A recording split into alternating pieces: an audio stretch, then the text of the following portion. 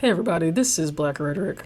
I wanted to come on here because just before, the day before Thanksgiving 2023, I believe, a civil lawsuit was brought in New York County Court, it looks like, against Jamie Foxx and co-owner of Ketch Hospitality Group, Mark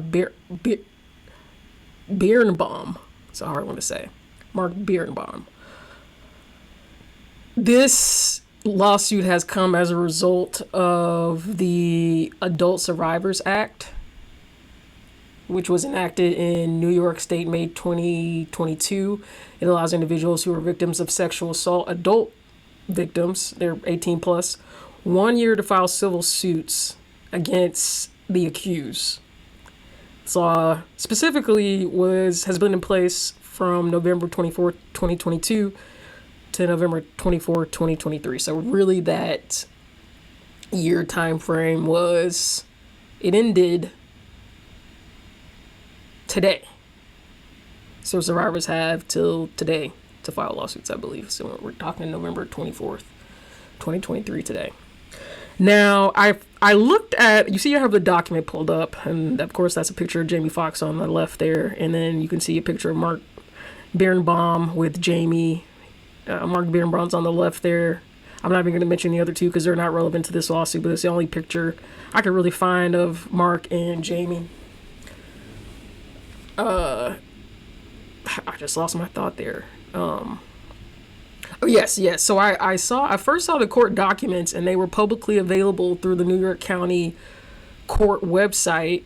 But then I went, because I knew I was going to do this video, I went and looked back for it again today, and it is no longer accessible to the public. You have to sign into the court website. You have to have some special license, I assume. And so I had to go digging, and I ended up finding it linked to a Variety article on the civil suit, and I had to download it. So we're looking at the PDF version. I'll link it in the video notes so everyone has access to it, because I'm telling you, it's disappeared from public access, and I'm sure that has something to do with Jamie's attorneys saying he's high profile, we need to seal this somehow, and so you can only access it through signing into the website now. And I think usually New York civil lawsuits are publicly available. I know Diddy's lawsuits have been publicly available, so I'm not sure why this one got put under lock and key, really. So I'm going to go through this. I'm going to talk through it, maybe add a little commentary. Then I did glance through this before, but this is my first time really looking at it. So we'll start from the top here. See, it's filed in Supreme Court of the State of New York, County of New York. The alleged victim, is not revealing her name. She goes by Jane Doe here. Plaintiff designate New York County as the place of trial. We'll find out why. So the basis of the venue, the reason that is being filed in New York and can be filed in New York, is because the location of the incident that's going to be detailed in this civil suit occurred in New York. It looks like at 21 9th Avenue, New York, which I assume is the location of the Ketch restaurant that this is alleged to happen at. And the plaintiff is demanding a jury trial, which means if this goes to trial, Jamie Foxx will stand before a jury of his peers in New York County to determine if he's guilty or innocent and liable for these accusations. So plaintiff is Jane Doe, and the defendant's a bunch of folks' name. Eric Marlon Bishop is Jamie Foxx, that's his birth name. Ketch New York City and Roof, Ketch New York City Incorporated. And so you see a lot of the whole Ketch LLC being defendants here, because the victim is suing, and I'm going to say victim, I already said alleged because this has not been adjudicated yet. I'll just maybe stick to Jane Doe. And then Mark Birnbaum is named here too, because as I remember from glancing through it, he was with Jamie Foxx when the incident occurred, or in his vicinity partying with him. And Mark is also the co-founder of Ketch. So he owns the restaurant at which the incident alleged to have occurred. And then there's also defendants named here, John and Jane Doe's 1 through 10. And this is intended to represent the staff at the location. the staff who didn't act to prevent the assault from happening. And so I'm going to go read here just to the above defendants. You're hereby summoned to answer the complaint in this action and to serve copy of your answer, or if the complaint is not served with this summons, to serve a notice of appearance on plaintiff's attorneys within 20 days. So Jamie and company, Mark, have to answer within 20 days or a default judgment will be entered. It's basically what this first part is saying. And so I'm not going to go through that in its entirety.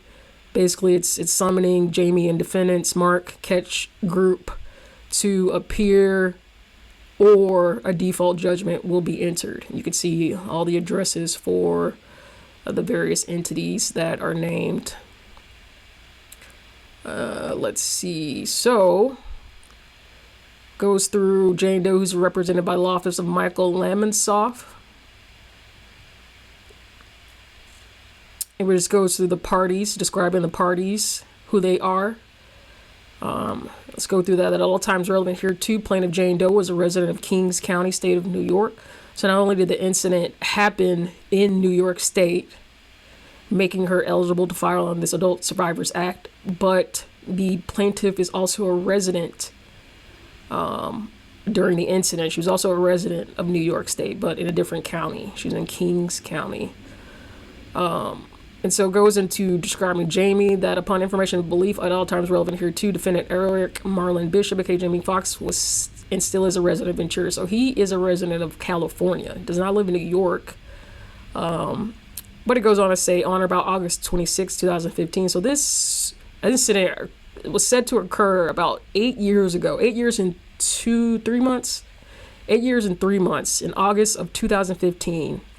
Defendant Eric Marlon Bishop, aka Jamie Foxx, was at a restaurant rooftop lounge in the bar located at 21 9th Avenue, New York, in New York City. So it's like the location of Ketch.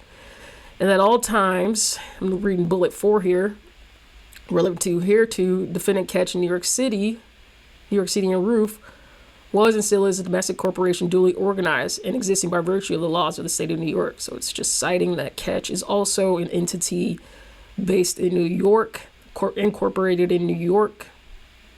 Same with Ketch, New York City and Roof, aka Ketch Rooftop, and all these other entities. Now, where do they go back to Mark Birnbaum here? That's what I'm looking for. Okay, here we go. Number 15, that at all times relevant here to defendant Mark Birnbaum owned, operated, maintained, managed, and controlled a restaurant, rooftop lounge, and bar located at 21 9th Avenue. Just citing that one of the reasons Mark Birnbaum is a defendant is because he owns these entities. He owns all these. So those are just what it's saying here. You can go through the various bullet points.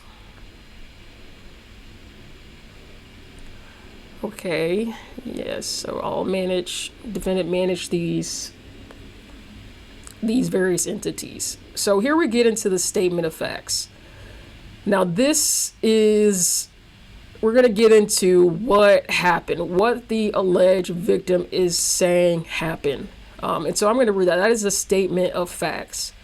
I'll start at number 34. This matter is filed timely and is brought pursuant to the Adult Survivors Act, which I've mentioned, which is New York CPIR 214J, which states this pertinent part here: notwithstanding any provisions of law which imposes a period of limitation to the contrary, and the provisions of any other law pertaining to the filing of a notice of claim or a notice of intention to file a claim as a condition precedent to the commencement of any action or special proceeding, every civil claim or cause of action brought against any party alleging intentional or negligent acts of omissions by a person for physical, psychological, or other injury or condition suffered as a result of conduct which will constitute a sexual offense as defined in Article 130 of the Penal Law committed against such person who was 18 years of age or older, or incest as defined in Section 255.26 or 255.27 of the Penal Law committed against such person who was 18 years of age or older. Okay, so that's a lot of legal jargon, and I'm just going to break it down. Basically, what is being said here is that if a statute of limitations exists in New York State, which has elapsed, and that statute of limitations is about a sexual sex sexual assault claim and the alleged victim is 18 years or older, a civil suit can be brought against the accused. So generally, I'm not sure what it is in New York, but for sexual assault claims, there's a statute of limitations that if that is passed, let's just say it's 5 years, the victim can no longer bring criminal charges. But what New York has done with the Adult Survivors Act is said, okay, we concede that you cannot bring criminal charges. Probably has to do with the, memory fading, evidence not being available while they, suppose a statute of limitation.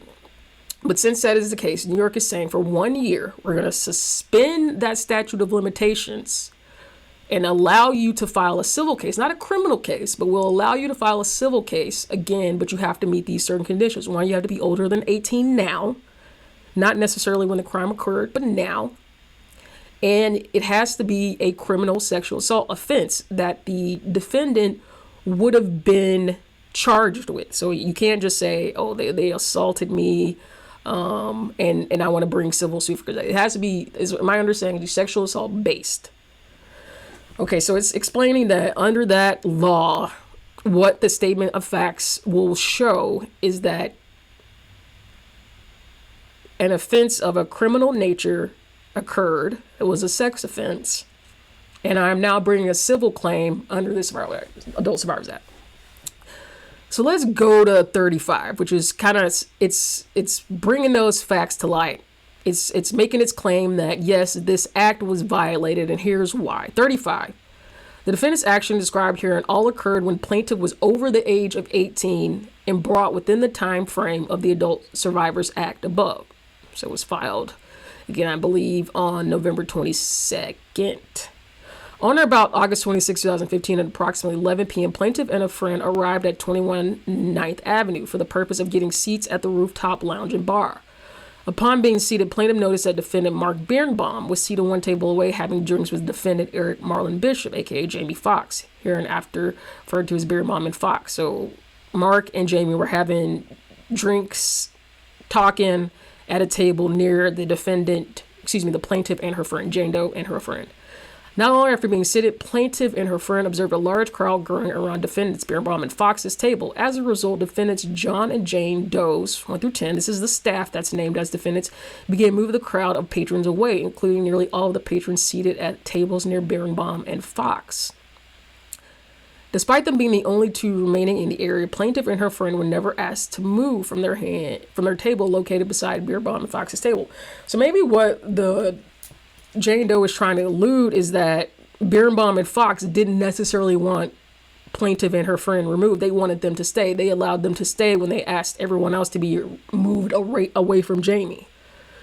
39. At some point near approximately 1 a.m. on August 27, 2015, after many patrons had left the area, plaintiff's friend stood up from the table, walked over to defendant Fox, and asked if he would take a picture with her and plaintiff. So Jane Doe's friend actually approached Jamie Foxx first and asked for pictures. Fox stated, quote, "Sure, baby, anything for you," end quote, and walked to plaintiff's table. Several photographs were taken at that time. Okay, at number 40, when taking photographs, plaintiff observed that Fox seemed intoxicated. So Jane Doe is saying that Jamie Foxx seemed intoxicated when they were taking the pictures. At one point, Fox roughly grabbed plaintiff's phone out of her hand and took additional photos. So in some places, again, this is a civil suit based on a sexual assault, but in some places, grabbing somebody's phone, it could be a number of charges: petty theft, assault. I'm not saying this is what happened here, and it's not being alleged, but I'm just reading the facts. And being former law enforcement, I know the elements of crimes. All right, Fox then made several comments to plaintiff, including, quote, "Wow, you have that supermodel body," end quote, quote, "You smell so good, and you look like Nikki," end quote. When plaintiff asked, "Who's Nikki?" quote, "Who's Nikki?" end quote, Fox replied, quote, "Gabrielle Union." So I thought he maybe was talking about Nicki Minaj. They're just based on how they spelled it. They spelled it like how Nicki Minaj spells her name. We all know there's different ways to spell Nicki. And then Fox said Gabrielle Union, which do Gabrielle Union and Nicki Minaj really look the same? Sorta, if you squint. They have similar features, similar skin tone, probably similar build if you're, looking from the waist up. All right, let me continue reading here. Fox proceeded to grab plaintiff by her arm and pulled her to the back area of the rooftop. Taking a drink.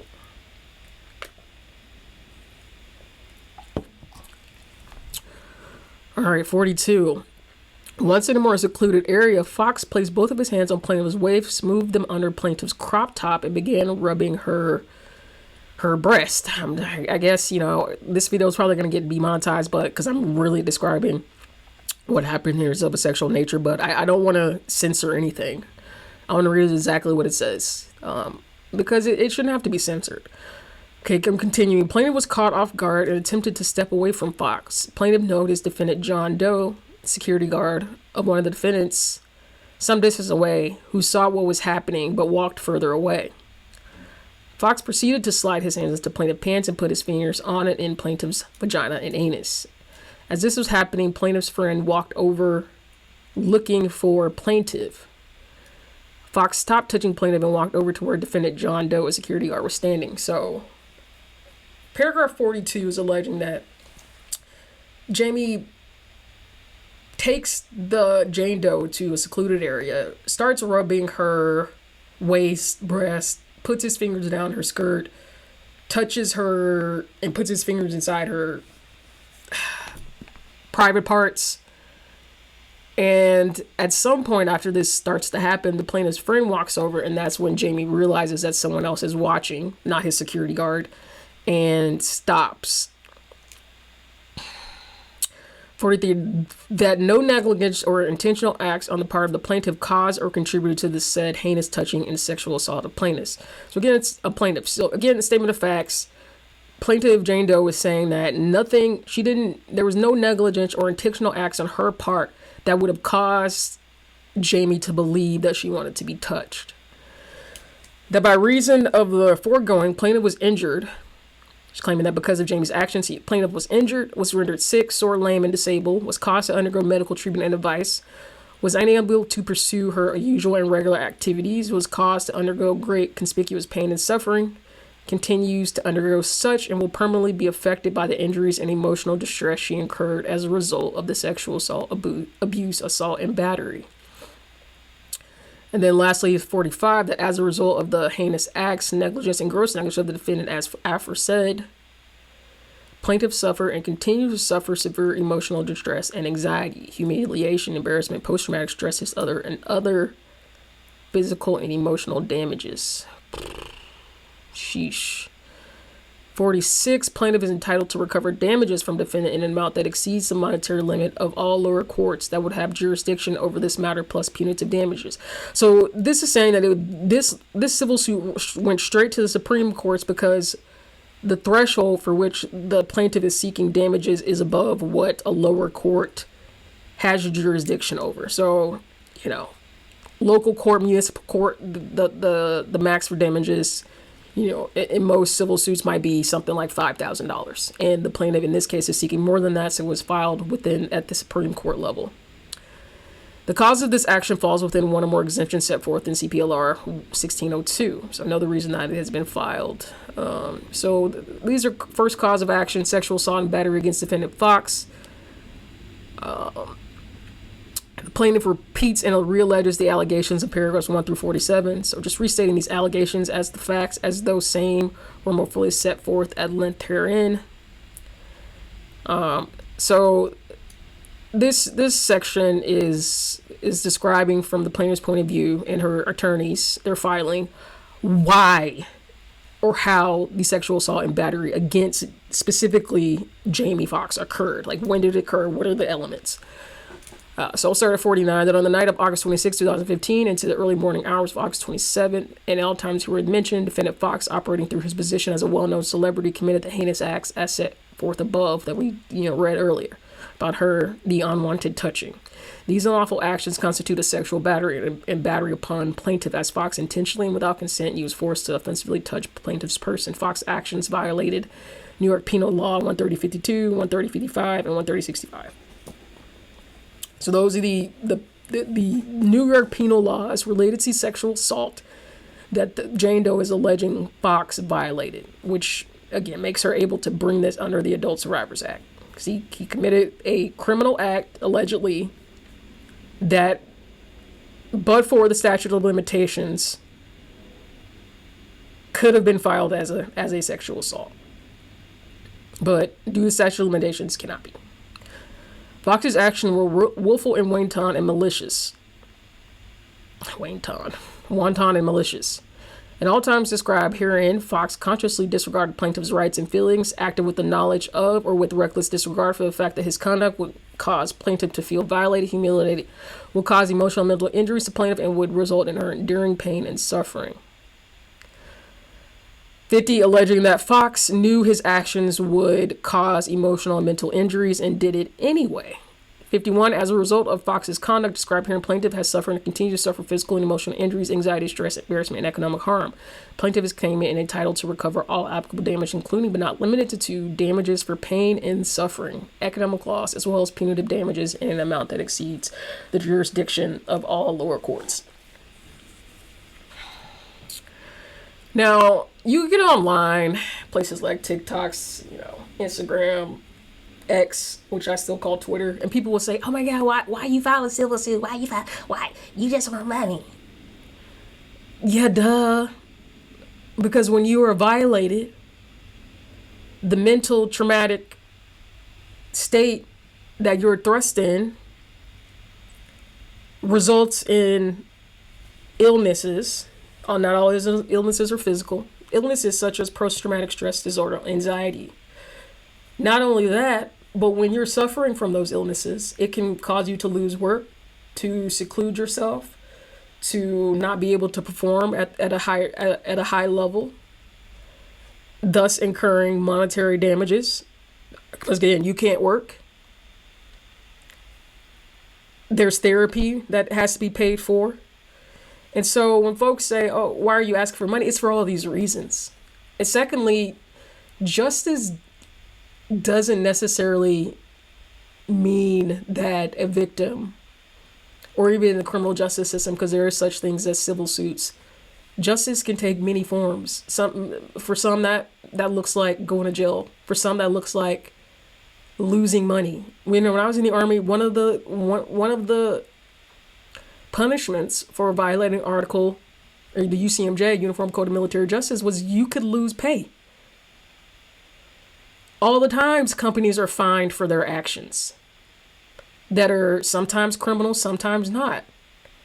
So to say that a victim is somehow a gold digger when they choose to sue, or only after money, is very short-sighted and myopic. Folks need to understand that if the statute of limitations has expired, and that's a whole nother story. Why'd you wait? Why'd you wait 8 years?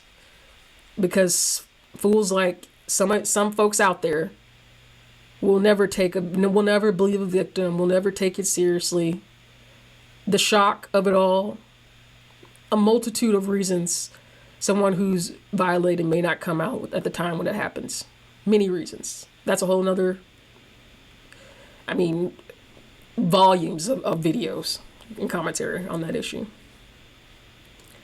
But if my last resort is to file a civil suit, or as a victim, that is my view of justice. And that's what I'm going to do. I'm going to take money to help alleviate my mental suffering, my physical suffering, my economic suffering, whatever it may be. So let me go ahead here and continue, because I got on that soapbox for a little bit. I did want to look at this second cause of action, because this is the primary part that's against the defendants, all the catch entities. Mark Birnbaum.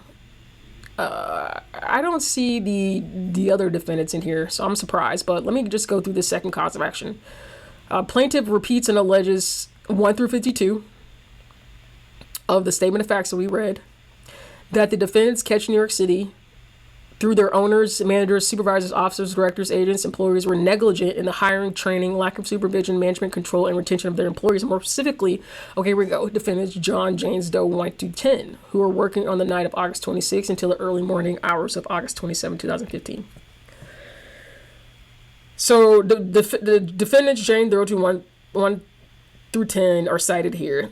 as is Mark Birnbaum and Catch Hospitality Group and its subsidiaries. Because the plaintiff, Jane Doe, and her attorneys are alleging that Mark Birnbaum and this group was negligent in protecting her and training employees to, one, I think it mentions not over serving, seeing that, a patron is drunk and still serving them. We all know that that'll get a restaurant in trouble because, they are continuing to serve someone who should not be provided alcohol. And two, that the security guards and staff that were present did not do enough to protect the victim from Jamie Foxx. The crime happened on their property. Maybe there were secluded areas that couldn't be seen by patrons, and that's negligence. Or staff saw it happening and did not stop it. That could be negligence, willful negligence. I'm still reading through 55 here. It says through their owners, managers, supervisors, officers, directors, agents, and or employees were under a duty to exercise reasonable care for their patrons, including plaintiff, so as to prevent intentional heinous acts that Fox inflicted. So again, there's that care piece alleging that this restaurant and its employees did not care for the victim.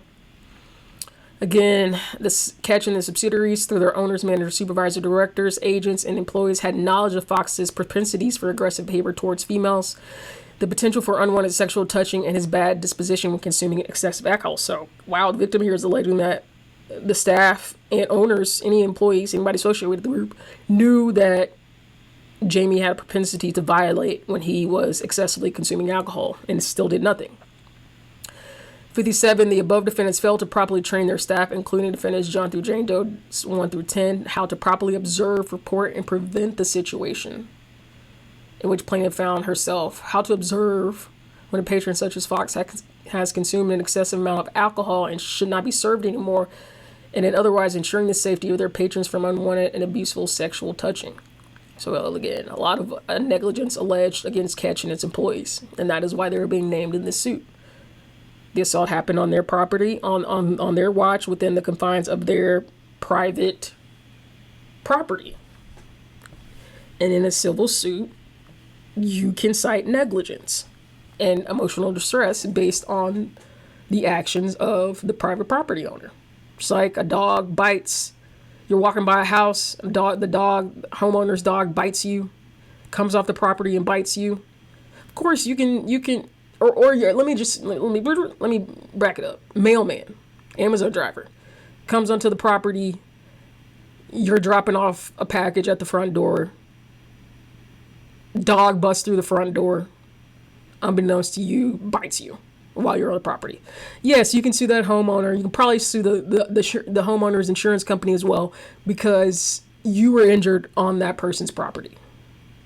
And by them ordering something, that in many ways gave you permission to go on the property. So yes, you weren't trespassing. You were on the property for a legitimate reason, which the property owner consented to by ordering a package.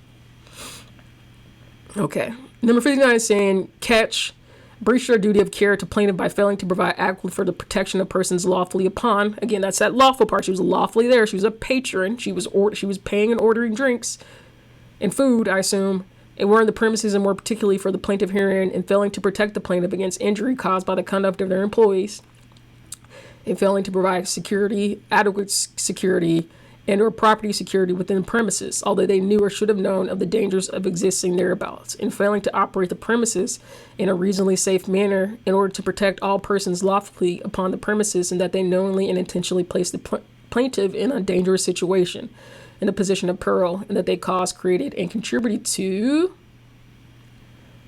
the dangerous conditions and situations existing on the premises at the time of this occurrence. And failing to supervise or adequately supervise the activities of the employees, and violating those statutes, rules, regulations, and ordinances governing the management, security, and control of the premises held out to the plaintiff, and in failing to exercise the care, caution, and judgment required of the defendants under all of the circumstances that existed at the time of occurrence and earlier.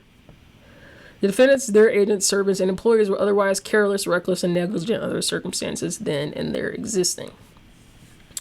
Now, as another example, let me give you a sense of what's going on in this. What is this? Paragraph 59.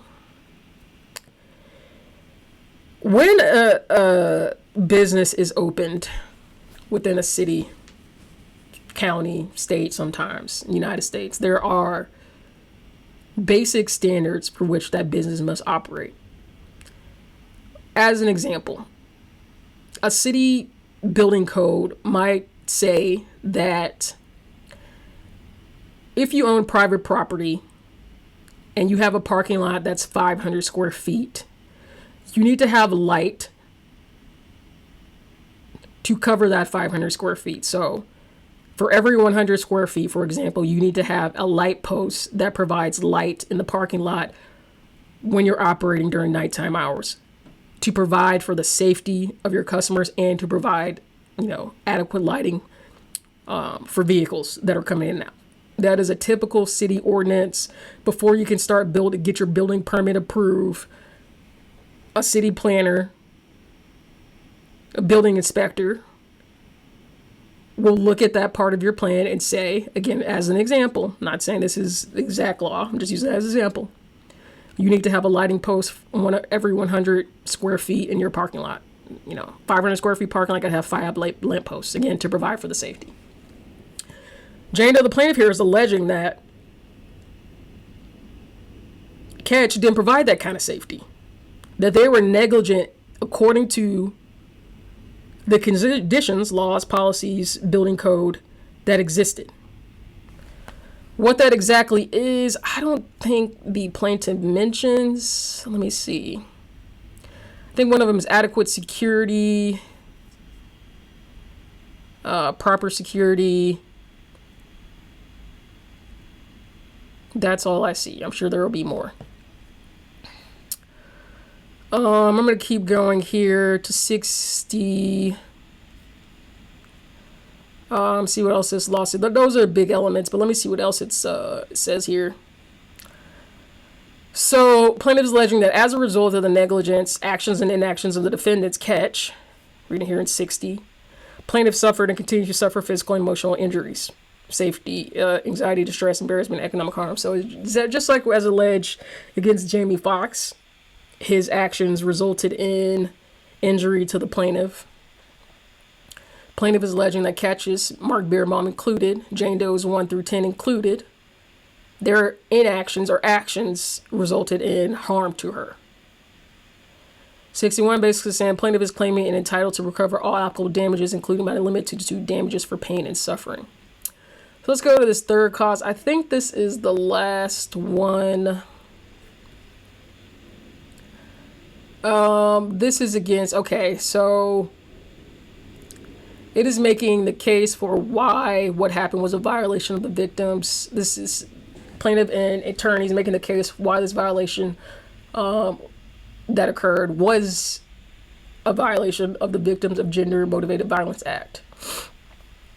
So paragraphs 1 through 61 that have already been entered. 63, the unlawful conduct of defendant Fox, as described here but not limited Fox's physical and sexual assault of plaintiff in New York City constitutes a crime of violence and a crime of violence motivated by gender against plaintiff as defined by New York City, the act there.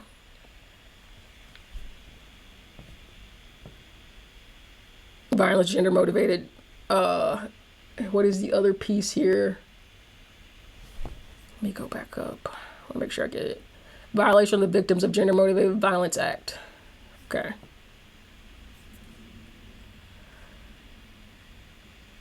'64, the unlawful conduct of defendant Fox was motivated by gender. Okay. The current crime of violence means an act or series of acts that will constitute a misdemeanor or felony against the person as defined in state or federal law. That would constitute a misdemeanor or felony against property as defined in state or federal law. If the conduct presents a serious risk of physical injury to another, whether those acts have actually resulted in criminal charges, prosecution, or conviction, and the term crime of violence motivated by gender means a crime of violence committed because of gender on the basis of gender and due in at least part to an animus based on the victim's gender. Whew.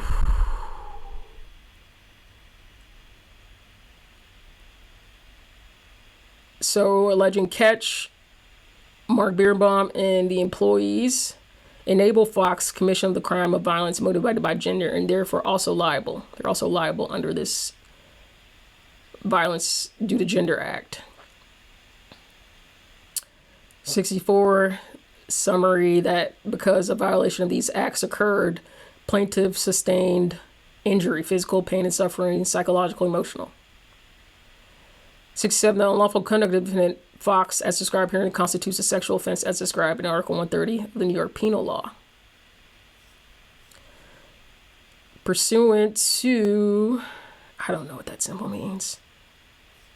Code, let's just say state code, I don't know. 10-1105 alpha, this cause of action is timely because it is commenced within 2 years and 6 months after September 1st, 2022.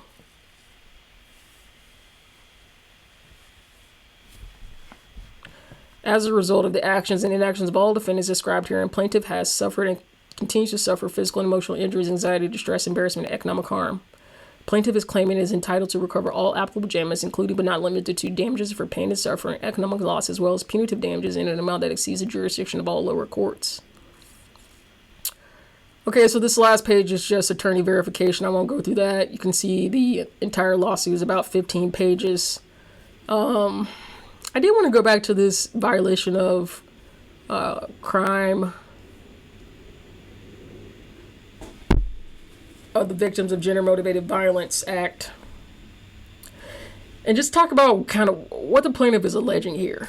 Now, from my understanding, is the claim here is that Jamie Foxx, and due to proximity and where the victim was on catch property, Mark Birnbaum being the owner and the staff being employees,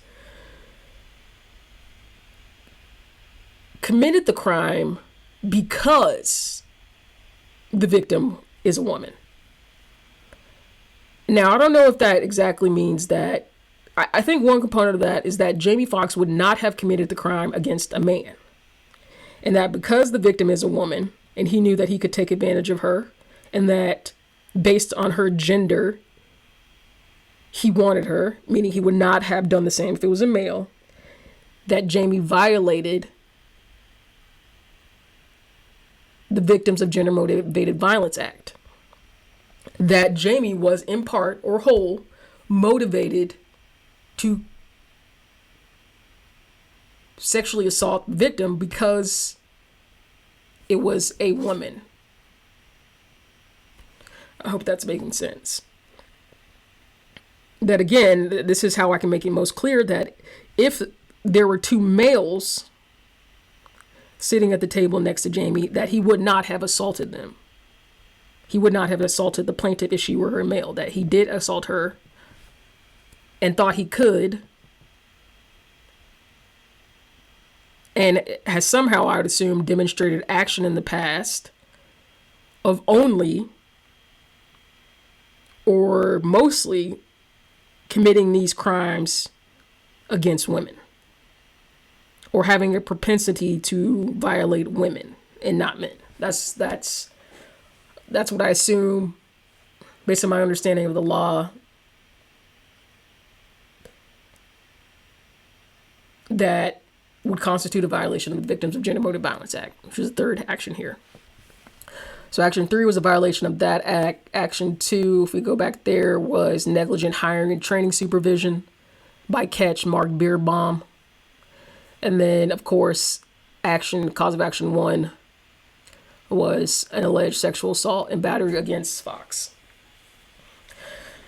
Now, Jamie Foxx has come out, and I could search real quick and see what Mark Birnbaum has said, but I know for sure Jamie Foxx has come out and said that the accusations are baseless, and I even believe he has said that the plaintiff has alleged this in the past and the suit was thrown out. Let me confirm that real quick, because I think everyone deserves a fair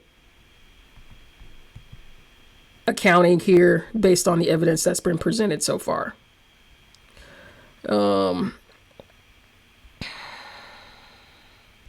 So I'm looking at deadline here. Jamie Foxx denies sexual assault, locks in frivolous lawsuit. Here it says, this is a statement from a spokesperson for Fox said on Thursday. The alleged incident, quote, the alleged incident never happened. In 2020, this individual filed a nearly identical lawsuit in Brooklyn. That case was dismissed shortly thereafter, end quote. Now, it may have been dismissed. There may not have been enough evidence then. And so, like I said, I'm putting it out there. Jamie has denied these claims, or at least a spokesperson has denied him on his behalf, and said that in 2020, a similar lawsuit was filed that was dismissed. And it may be it was dismissed because the statute of limitations had passed. And at that time in 2020, no Adult Survivors Act existed. And so it is only now that the Jane Doe in this case can file a civil suit. They can only now do it because of the act, the Adult Survivors Act. So let's just say in 2020, the judge threw out the case because it had surpassed the statute of limitation. There wasn't enough evidence. Well, New York has said now, for this year, November 24, 2022 to November 24, 2023, that if you can allege, based on preliminary evidence, that a sexual assault occurred, you can bring a civil suit under this act.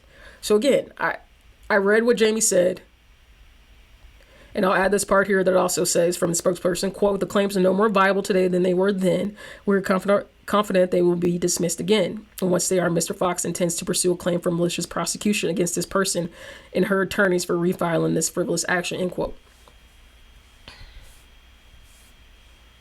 I'm saying the act, Adult Survivors Act that New York enacted in 2022 exists for a reason. It is so that victims for which crimes were committed against, for which the statute of limitations has expired. We know statute of limitations is a time that you can bring charges for a crime that was committed. Murder most times does not have a statute of limitations, but less serious crimes, because again, evidence disappears, people's recollection fades. All these reasons, like there's in many cases not enough evidence to make it a prosecutable offense. And the court, and in some cases, would deem it a waste of resources and time when there is a likelihood that the case will cannot be won based on a lack of evidence. Not because it didn't happen or that there isn't evidence, is that the likelihood that evidence will still be found, again, in the cases of sexual assault, fluids, DNA have been washed off, clothes have been thrown away, victims' memories have faded, witnesses' memories have faded. These are all reasons that statutes of limitations exist for multiple crimes. But again, New York did this thing where they said, for 1 year, we're going to allow you to bring civil suits for crimes that occurred. And the victim in this case may have done that. Again, the judge in 2020 may have thrown it out because this act did not exist then.